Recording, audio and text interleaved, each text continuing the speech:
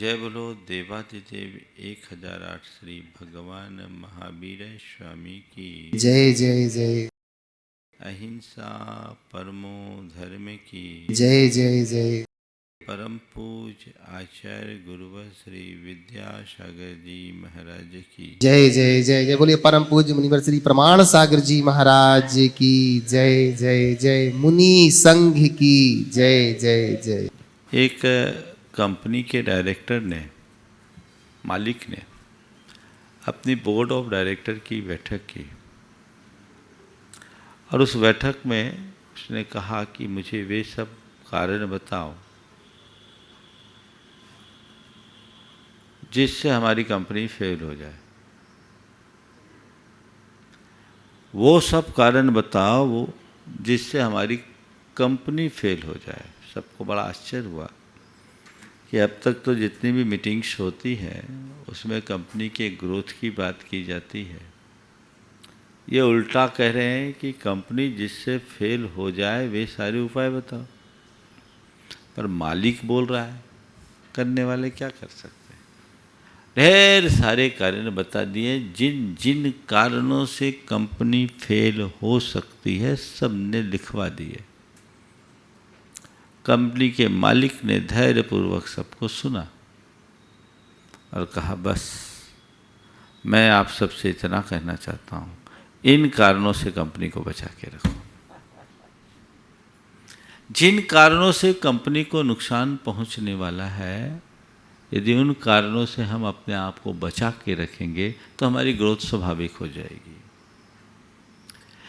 विगत दिनों से कुछ ऐसी ही बातों से मैं आप सबको अवगत करा रहा हूँ। हमारे जीवन की कंपनी को नुकसान पहुँचाने वाले कारकों की चर्चा कर रहा हूँ।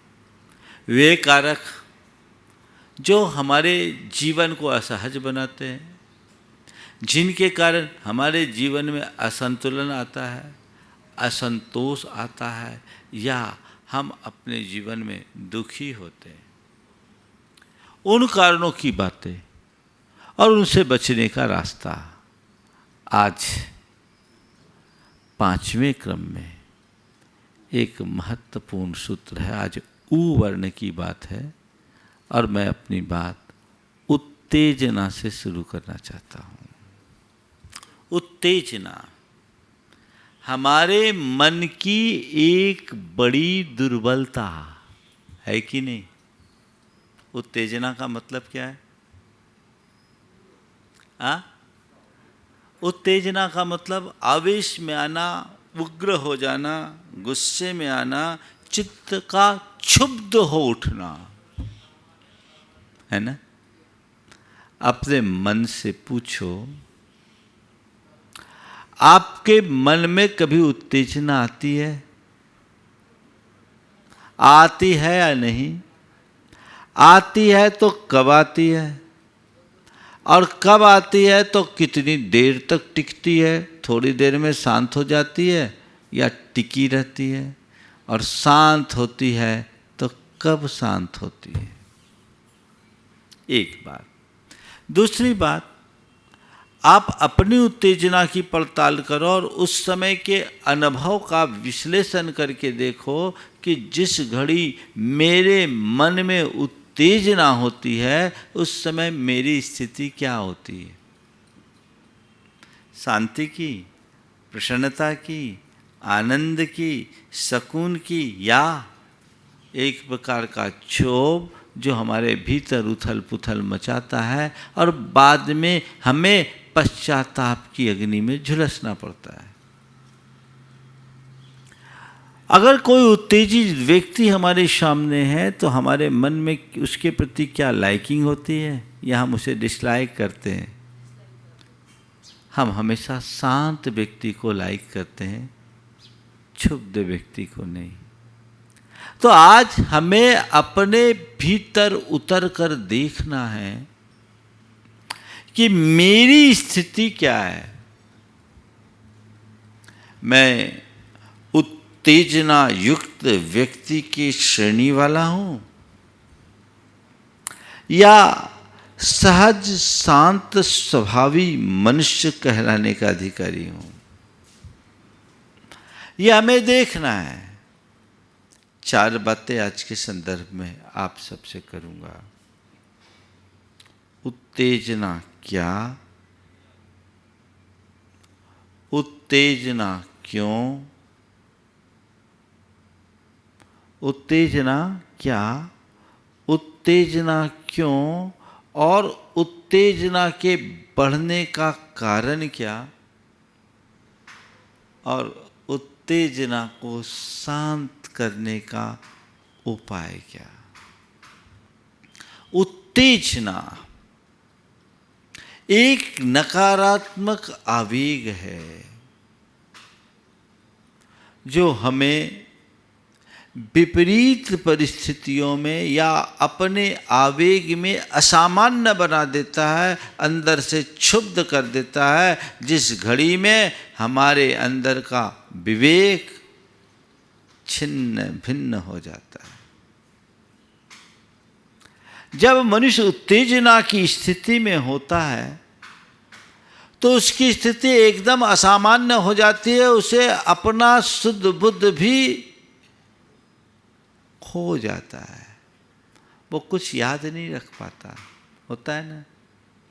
उत्तेजना का ही एक रूप क्रोध है ना। क्रोध उत्तेजना है, पर उत्तेजना केवल क्रोध रूप नहीं है। उत्तेजना का मतलब एक प्रकार का एक्साइटमेंट जो हमारे अंदर के कषायों की तीव्रता की अभिव्यक्ति है। ये उद्रेक है जो हमारे चित्त में उद्वेग बना देता है, उद्वेग उत्पन्न करता है, जो हमें शांत न रहने दे, जो हमें अस्थिर बना दे, जो हमें व्यग्र बना दे, जो हमें बेचैन बना दे, या जो हमें बावला कर दे। उसका नाम है उत्तेजना। यह उत्तेजना क्रोध की भी होती है, यह उत्तेजना मान की भी होती है, यह उत्तेजना माया रूप भी होती है, और यह उत्तेजना लोभ रूप भी होती है। जब मनुष्य के अंदर उत्तेजना हावी हो जाती है तो वह उस पर अपना नियंत्रण नहीं कर पाता, और नतीजा उस नकारात्मक भावना के आवेग में वह सब हो जाता है जो नहीं होना चाहिए। का परिणाम बुरा होता है। हम एक एक करके उत्तेजना के रूपों को देखते हैं। जब क्रोध में व्यक्ति उत्तेजित होता है तो हम क्या कहते हैं? आपे से बाहर हो गया। क्या हो गया? आपे से बाहर। आपे से बाहर होना क्रोध प्रेरित उत्तेजना का चरम रूप है। जब भी आपे से बाहर चित्त होता है हमारी दशा ऐसी ही हो जाती है। कुछ समझ में आता है, उस समय कुछ भी समझ में नहीं आता। व्यक्ति पागल हो जाता है। जैसे कोई व्यक्ति बावला हो जाए तो उसे कुछ भी समझ में नहीं आता। उसके अंदर उग्रता होती है, व्यग्रता होती है, उद्वेग होता है, और वो कुछ भी कर बैठता है। ऐसे ही इस तरह की उत्तेजना मनुष्य को पागल बनाती है। अपने मन को पलट कर देखो, तुम्हारे अंदर क्रोध तो होता ही है, लेकिन क्रोध की में उत्तेजना कितनी होती है? क्रोध एक बहुत बड़ी बुराई है। क्रोधावेश में मनुष्य अपना और औरों का अहित कर डालता है, सब कुछ नष्ट भ्रष्ट कर देता है। लेकिन क्रोध की तीव्रता का अंदाज उसके साथ जुड़ी हुई उत्तेजना से है। तो क्रोध के क्षणों में जो तुम्हारे भीतर का वेग है वो उत्तेजना है, जो आवेग है वह उत्तेजना है, और ये आवेग विवेक को नष्ट करती है। अभी थोड़ी देर बात करूंगा उत्तेजना को नियंत्रित करने की बात। लेकिन क्रोध के आवेग में बह जाना, और ये बहना तुम्हारे भीतर की उत्तेजना की तीव्रता पर निर्भर करता है। तुम कितनी ज्यादा उत्तेजना से ग्रसित हो। मान होना और मान प्रेरित उत्तेजना होना, दोनों में बड़ा अंतर है। क्रोध आया, प्रकट किया, शांत हो गए, लेकिन क्रोध आया, तमा गए। मान हुआ, थोड़ा सा अभिमान से अपनी छाती को फुलाए, लेकिन मान में पागल हो जाना, मानांध बन जाना, और अपने मान के पीछे चाहे जिसके अपमान के लिए आतुर हो, आमादा हो जाना, अपने संबंधों को भी खराब करने के लिए तैयार हो जाना, संबंधों को भी तोड़ देना, अपनी शांति को भी खंडित कर देना, ये सब क्या है? ये क्या है? मान मूलक उत्तेजना है, माया। मन में माया आना एक दुर्बलता है, लेकिन माया से प्रेरित होकर बड़े बड़े कुचक्र, षड्यंत्र और छल प्रपंच में उलझ जाना, और उसमें सामने वाले का बड़े से बड़ा अहित करने के लिए भी तुल जाना, ये माया की उत्तेजना है। और लोभ, लोभ में उत्तेजना, लोभ लालच में अपना विवेक खो देना, किसी की आसक्ति और तृष्णा के पीछे सब कुछ भूल करके उसके पीछे दौड़ जाना, ये उत्तेजना है। तो ये उत्तेजना मनुष्य को दौड़ाती है। उत्तेजना यानी एक ऐसा नकारात्मक वेग जो तुम्हारे विवेक को कुंठित कर दे, जो तुम्हारे सोचने समझने की शक्ति को समाप्त कर दे। उस विवेक से अपने आप को बचाना है। तो उत्तेजना से परिचय तो आपको हो गया। आज आपने एक नई दृष्टि देखी होगी उत्तेजना के संदर्भ में। प्रायः हम लोग उत्तेजना को क्रोध रूप ही मानते हैं, लेकिन नहीं, ये हमारी चेतना की असहज अवस्था है, जिससे अंदर एक अलग प्रकार का उद्वेग, व्यग्रता, बेचैनी या आतुरता होती है, वह भी उत्तेजना है। इसे ऐसे समझे, पानी शांत है और पानी खौल रहा है। खौलते हुए पानी में और शांत पानी में क्या अंतर होता है? शांत पानी सहज, लेकिन जब पानी खौलता है तो एकदम असामान्य हो उठता है, उसमें असहजता होती, खदबद खदबद खदबद खदबद खदबद खदबद दिखता है। तो उत्तेजना हमारे खौलते हुए मन की परिणति है, जिसमें मन एकदम असहज हो, और यह प्रायः पर निमित्तों से प्रभावित होने पर होती है। पानी खौलता कब है? जब नीचे से आँच मिलती है। आँच हटा दो, पानी नहीं खौलेगा। मनुष्य के अंदर जो उत्तेजना बढ़ती है,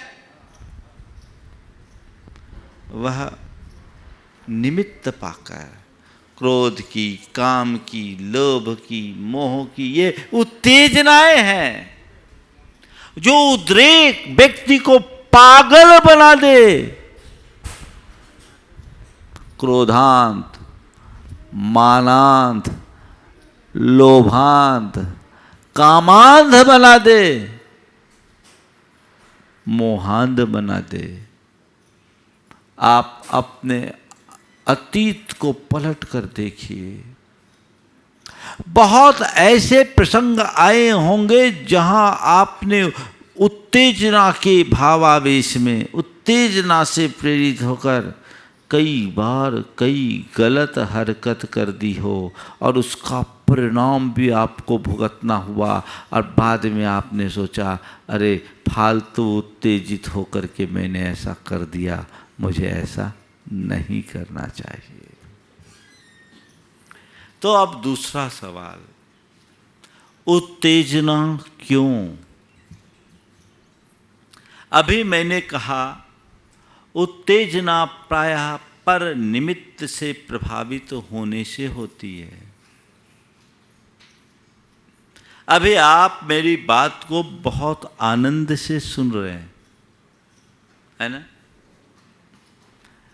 आपको आनंद आ रहा है, लेकिन इसी बीच यदि आपसे कोई गलत टिप्पणी कर दी जाए तो क्या होगा? आनंद में खलल होगा। पर मैंने आपको यहाँ कहते कहते कह दिया कि आप लोगों को तो कोई अकल ही नहीं है। इतने बरस हो गए सुनते सुनते, जहाँ के तहाँ हो, सब के सब बेअकले हो। बोलो मेरी बात का कुछ बुरा लगेगा? नहीं लगेगा। हो सकता है एक बार की इतनी बात, आज महाराज को क्या हो गया, महाराज की भाषा तो बड़ी संयत होती है, वो सौम्य शब्दों में कहते हैं आज क्या हो गया, लेकिन ठीक है महाराज, ठीक ही कह रहे हैं, हम लोग बेअकले तो हैं, अकल होती तो नीचे क्यों बैठे रहते, आगे बढ़ जाते। आपको बुरा नहीं लगा ना? लेकिन यही बात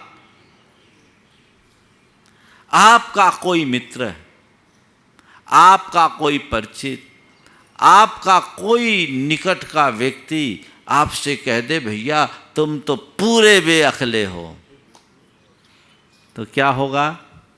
उसकी अकल ठिकाने लगाओगे। क्या हुआ?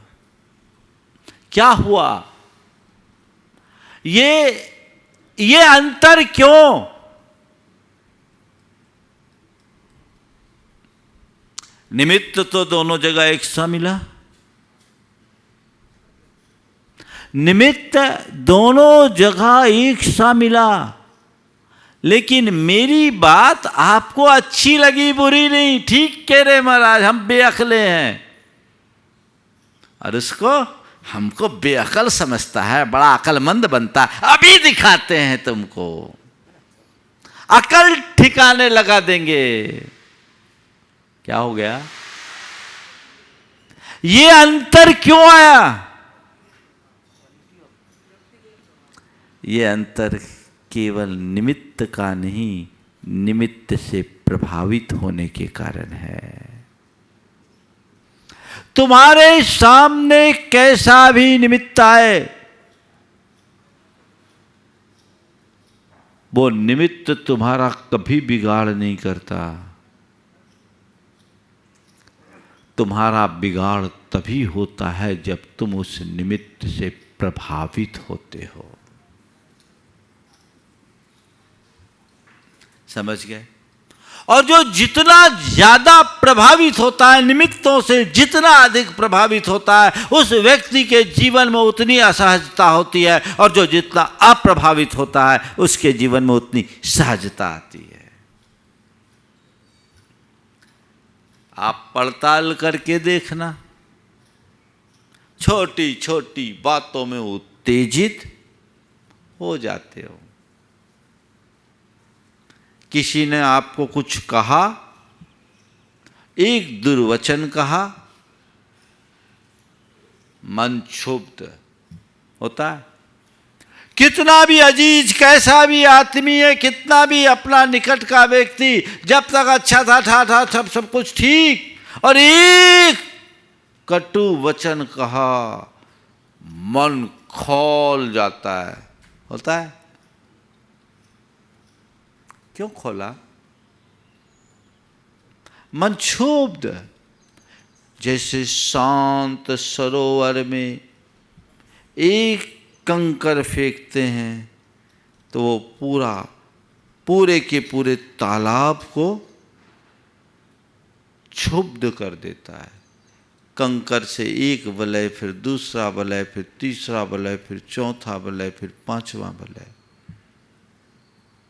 वलय दर वलय पूरे तालाब में छा जाता है। बस ऐसी स्थिति मनुष्य की होती है। उत्तेजना का जब वेग आता है तो वो पूरी तरह हिल जाता और हिला डालता है।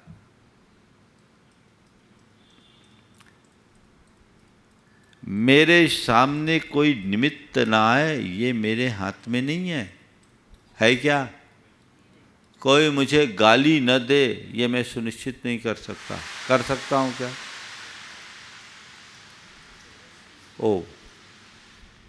मुझे कोई गाली न दे, ये मैं सुनिश्चित नहीं कर सकता। मैं क्या, कोई नहीं कर सकता, भगवान भी नहीं कर सकते। कर सकते हैं क्या?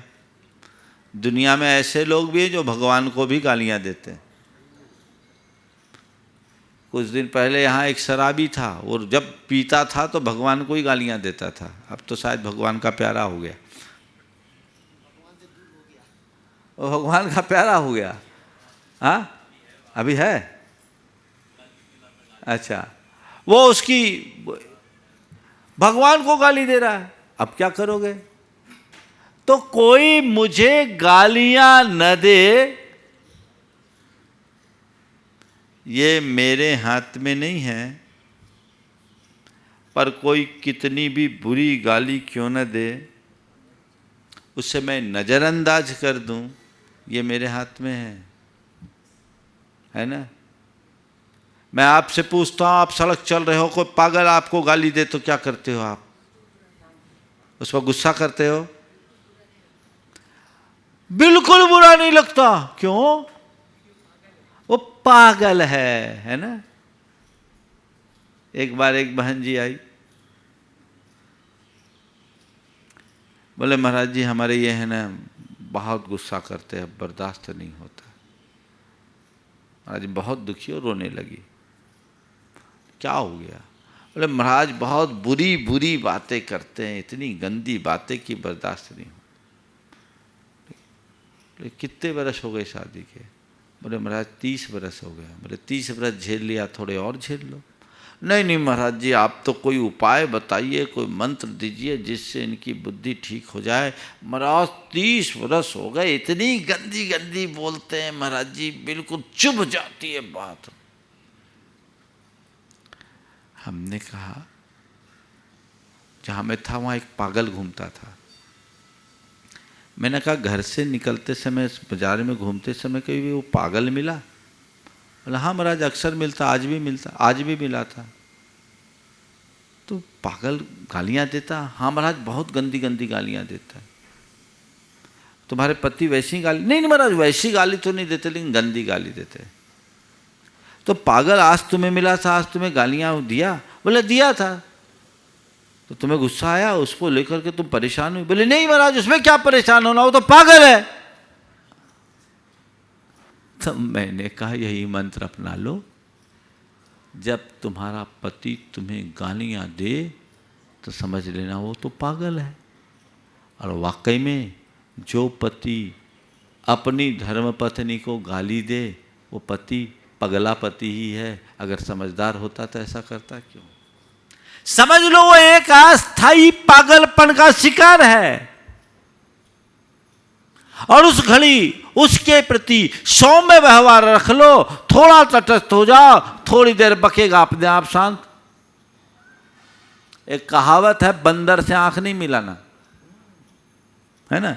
अभी हमारे ब्रह्मचारी बताए, बोले महाराज जी हम गए जंगल में, तो बंदर हमारी तरफ देखा, हम बंदर से आंख मिला लिए, तो एकदम सब बंदर मेरे साथ भपकी देने लगे।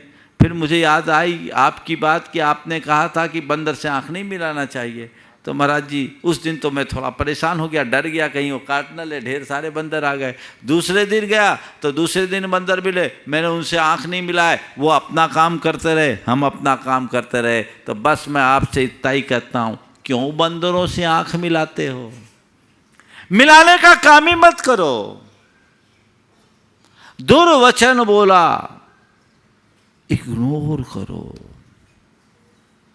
देखो मन कैसा होता है। किसी ने तुम्हें गधा कह दिया, ये तो पक्का गधा है। अच्छा, मुझे वो गधा कहता है, मैं गधा हूं, क्या समझ रखा उसने। अभी उसको उसकी औकात दिखाता हूं, समझ में आ जाएगा, पूरा अभी सब समझ में आ जाएगा। देखता हूं उसे, मुझे गधा कहता है। सामने वाले ने एक बार गधा कहा और तुमने अपने आप को कितनी बार गधा बना लिया। इस गधा शब्द के श्रवण से तुम्हारे अंदर उत्तेजना आई। क्यों आई? क्योंकि तुमने इस बात को स्वीकार लिया कि मैं गधा हूं। प्रभावित हो गए।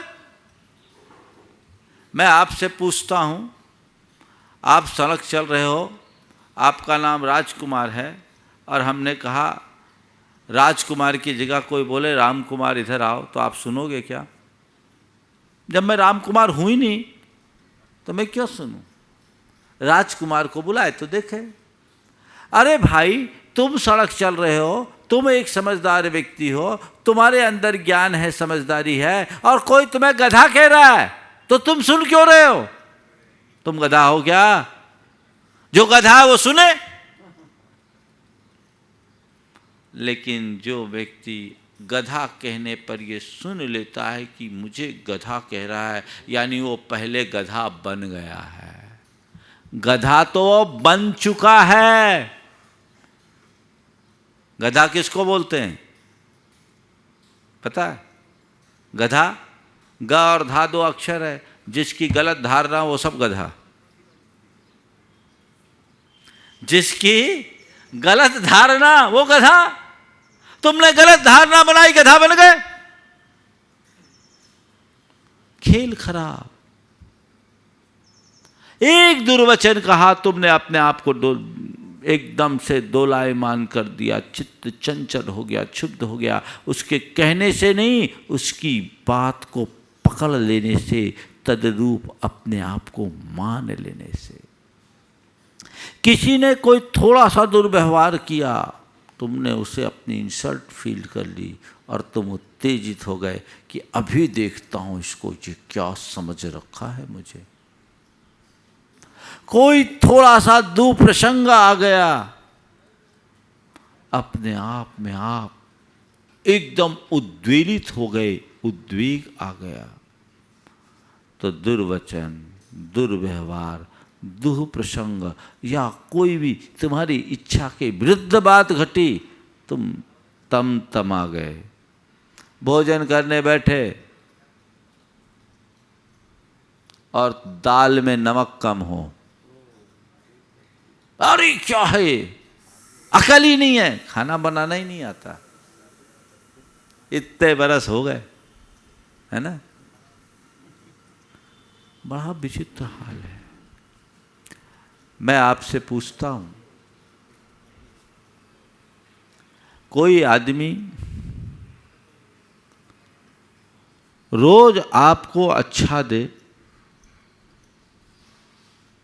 और एक दिन बुरा करे, जो आपके लिए अच्छा ना हो, तो हमारा ध्यान रोज की अच्छाई पर रखना चाहिए या एक दिन की बुराई पर?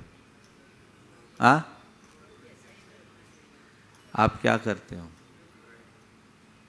किसी से आपको लाख रुपया का पेमेंट लेना हो और उस आदमी ने 20,000 चुकाया, तो आप 20,000 को पकड़ते हो कि 80,000 की तरफ लपकते हो? चलो भैया 20 तो दिया ना। 4 काम किसी ने अच्छे किए, एक काम अच्छा नहीं किया, तो तुम अच्छे कामों की तरफ देखते हो कि जो काम नहीं किया उसकी तरफ देखते हो? दुकान धंधे में अलग दृष्टिकोण। भैया डूबता हुआ पैसा आ रहा है, जो आ गया सो अच्छा। और यहाँ रोज का जो काम हो रहा है, अच्छा काम के लिए बधाई तो कभी देना नहीं, लेकिन जो नहीं हुआ उसकी शिकायत। ये मनुष्य की एक बहुत बड़ी दुर्बलता है, और जब तक ऐसी दुर्बलता होगी तब तक मनुष्य उत्तेजना का शिकार बना रहेगा। और जिस मनुष्य का चित्त छोटी छोटी बातों में क्षुब्ध रहता है, उसके मन में न कभी शांति होगी, न सुकून होगा, न सुख होगा, और न उसके कोई संबंध अच्छे होंगे। मन को उत्तेजना से बचाने का अभ्यास करना चाहिए। इस उत्तेजना का जो कारण है वो क्या है? असमग्र चिंतन। पहला कारण क्या? असमग्र चिंतन। आधी अधूरी बात सुने और फट से निर्णय ले लिए। कई लोग हैं ना, बात बात में भड़कते हैं, भड़क गए एकदम। आगा पीछा देखोगे तो भड़कोगे नहीं, उत्तेजना नहीं होगी, और बाद में सोचते रहे यार व्यर्थ में हमने उससे इतनी बातें कह दी, थोड़ा समझ कर करते तो ठीक रहता। आज समग्र चिंतन जिस मनुष्य का होगा उसके अंदर उत्तेजना होती है। तो क्या करें? आप दफ्तर से घर आए, आपकी माँ ने आपसे आपकी धर्मपत्नी की शिकायतें की। अरे तुम तो चले गए, उसने ऐसा कर दिया, वैसा कर दिया, ये किया, वो गया। 4 शिकायतें की, आप सुने, तमा गए, सीधे जाकर अपनी पत्नी को 4 बातें सुना दी। क्या समझ रखा है तुमने? इस घर में रहना है तो माँ का सम्मान पहले रखना होगा। पहले माँ है, तुम तो 25 वर्ष बाद आई हो। इस घर में माँ का स्थान पहला है, तुम्हारा स्थान बाद में। ध्यान रखना आप आगे से कभी ऐसा नहीं हो। पत्नी जाके सुना दिया। अगर इसकी जगह माँ की बात सुनकर धीरे से पत्नी के पास जाते, खुद को कूल करते, पत्नी को भी कूल करते, पानी आनी पीते, भोजन अगर करते, और उसके बाद फिर पूछते क्या बात है, आज कुछ गड़बड़ हुआ क्या? उसकी बात सुनते और तटस्थ भाव से सुनते, और उसके बाद यदि वो माँ की कुछ शिकायत भी करती तो कहते देखो वृद्धावस्था है, उम्र हो गई, हमें निभाना है, ये उनका स्वभाव है, इन छोटी छोटी बातों को इग्नोर किया करो, और बड़ों को जवाब देना हमारे संस्कार के अनुकूल नहीं है। थोड़ा सा तुम सहन करो, बर्दाश्त करो, मानता हूँ तुम्हारी सब अच्छाइयाँ हैं, लेकिन ये बात भी ध्यान रखो, कोशिश किया करो कि माँ एब नॉर्मल ना हो। बोलो, दोनों में कौन सा रास्ता अच्छा है? आप क्या करते हो? ज्यादातर पहले कैटेगरी के लोग हैं। बोले महाराज आप ही कहते सब काम पहला होना चाहिए, सब में पहला नंबर होना चाहिए। तो यही हाल है, यहां बदलाव अपेक्षित है। अगर हम अपनी सोच में परिवर्तन नहीं करें, घटनाओं को ठीक तरीके से समझे बिना प्रतिक्रियाएं देंगे तो वो उत्तेजना मूलक प्रतिक्रिया होगी। शांत, बिल्कुल शांत। समग्रता का चिंतन होगा तो उत्तेजनाएं शांत होगी।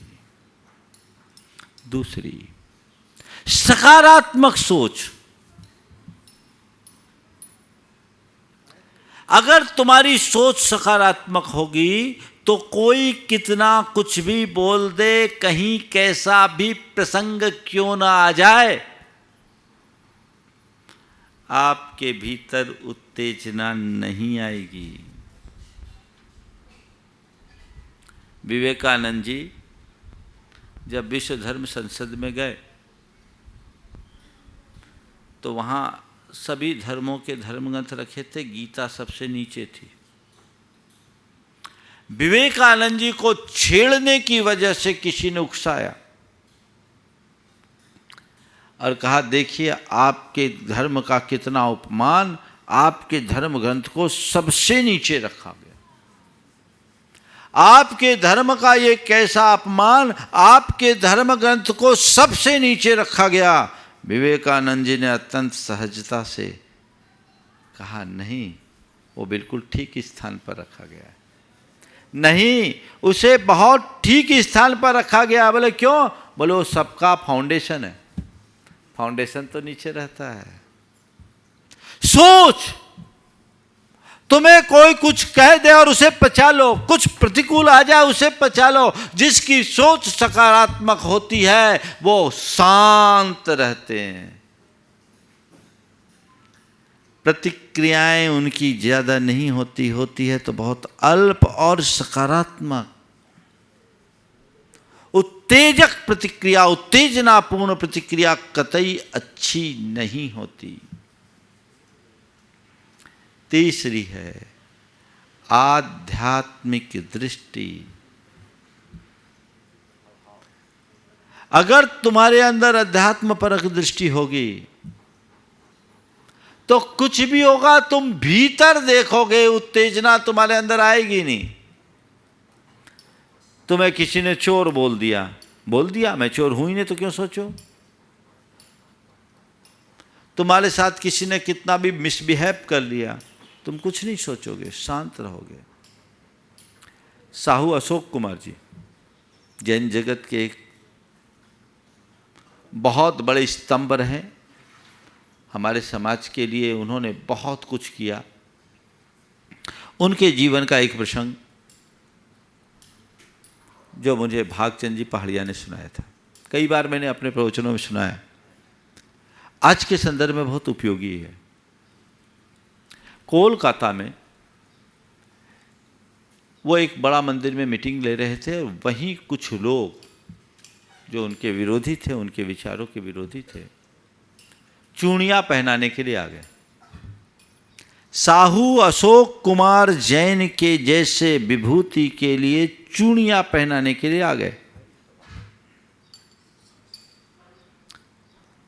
साहू जी ने वहां कुछ भी प्रतिवाद नहीं किया, उन सब की बातों को चुपचाप सुना।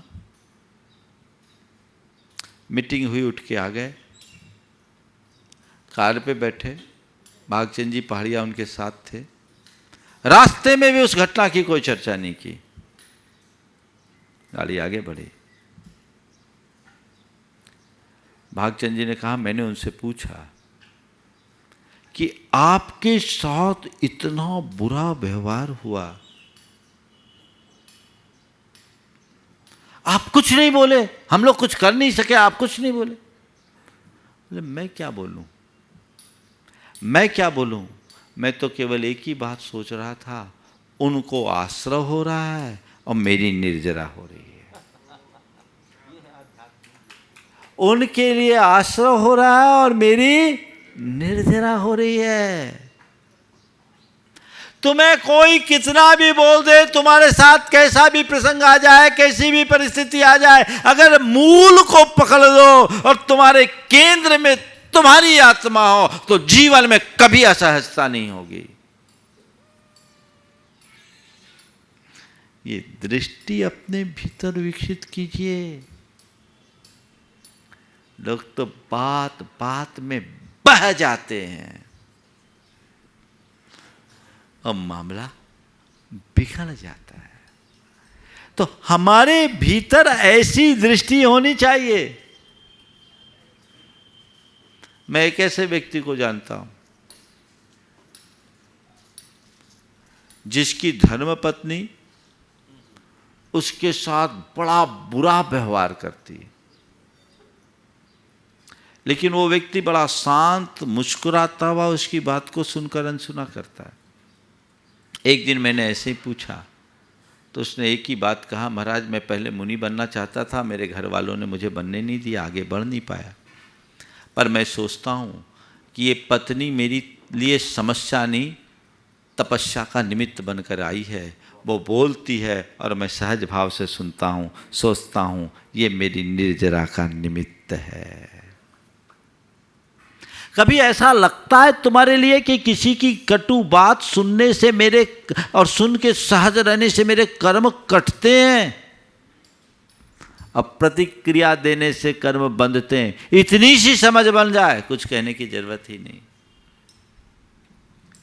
और चौथा उपाय अपने आप को उत्तेजना से बचाना है तो अपने सबकॉन्शियस माइंड में ऐसी फीडिंग दो, अपने सबकॉन्शियस माइंड में ऐसी फीडिंग दो कि हम शांत रह सके।